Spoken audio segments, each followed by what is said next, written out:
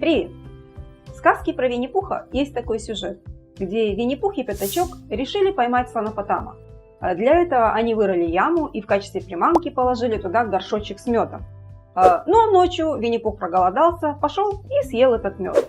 В итоге слонопотама они не поймали, а Пятачок остался еще и без меда.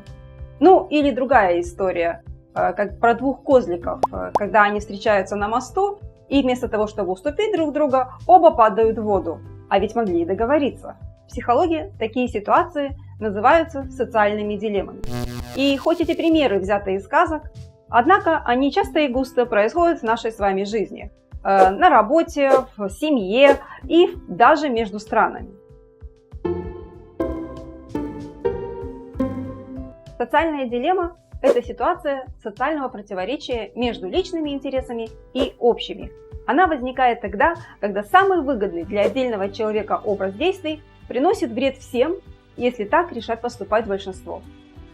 Принято различать двумерные и многомерные модели социальных дилемм.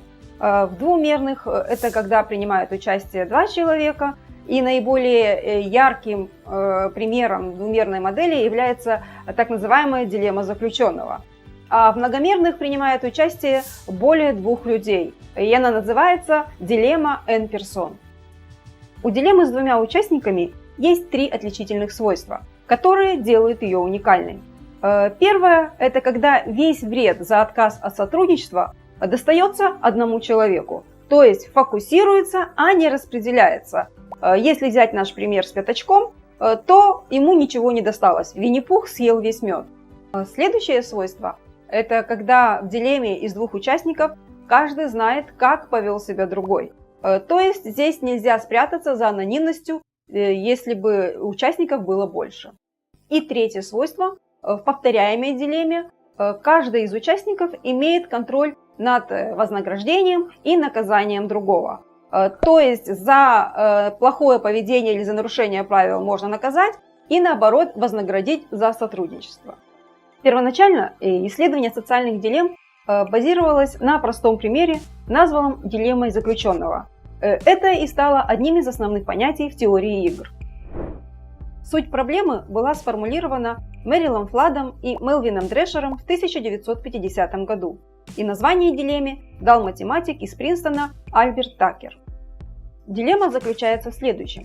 Представьте двух арестованных соучастников, которые стоят перед выбором.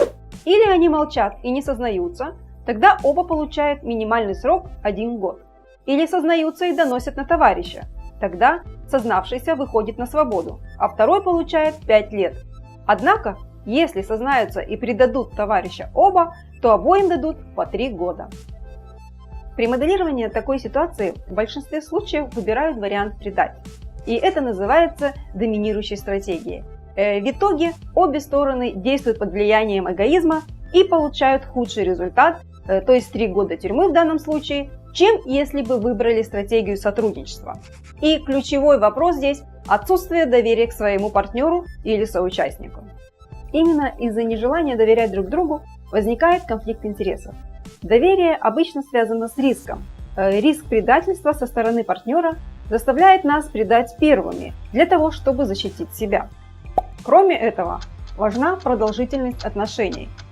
Стратегия «предать» работает и выгодна только в краткосрочном и единоразовом взаимодействии, то есть обмануть можно только один раз. В книге «Эволюция сотрудничества» 1984 года Роберт Аксельрод исследовал расширение сценария дилеммы, который он назвал «повторяющаяся дилемма заключенного». В ней участники делают выбор снова, раз за разом, и помнят предыдущие результаты. Аксельрод пригласил академических коллег со всего мира для разработки компьютерных стратегий, чтобы соревноваться в чемпионате по повторяющейся дилемме заключенного. Программы, вошедшие в него, различались по сложности алгоритма, начальной враждебности, способности к прощению и так далее. Анализируя стратегии, набравшие лучшие результаты, Аксельрод назвал несколько условий, необходимых, чтобы стратегия получила высокий результат. Важнейшее условие – стратегия должна быть доброй, то есть не предавать, пока этого не сделает оппонент. Почти все стратегии и лидеры были добрыми. Поэтому чисто эгоистичная стратегия по чисто эгоистическим причинам не будет первой бить соперника. Второе условие – стратегия должна быть мстительной. Успешная стратегия не должна быть слепым оптимистом. Она должна всегда мстить. Пример прощающей стратегии – всегда сотрудничать. Это очень плохой выбор, поскольку подлые стратегии воспользуются этим. Другое важное качество успешных стратегий – уметь прощать. Отомстив, они должны вернуться к сотрудничеству, если оппонент не продолжает предавать. Это предотвращает бесконечное мщение друг другу и максимизирует выигрыш. И последнее условие для успешной стратегии – не быть завистливым, то есть не пытаться набрать больше очков, чем оппонент. Таким образом, Аксельрод пришел к утопично звучащему выводу, что эгоистичные индивиды во имя их же эгоистического блага должны стремиться быть добрыми, прощающими и независтливыми. Основной момент дилеммы заключенного состоит в том, что люди в своих интересах часто испытывают искушение выбрать стратегию предать, что в свою очередь в ответ получают точно такое же поведение. Поэтому говорят, что дилемма заключенного представляет главную проблему общества – проблему зла. Собственно, сотни дилемм, решенных в пользу своего эгоизма и с нанесением вреда окружающим, приводят к печальным последствиям. И понимая, что сотрудничество является более выгодным как в личных интересах, так и в общих, можно строить более гармоничные социальные отношения.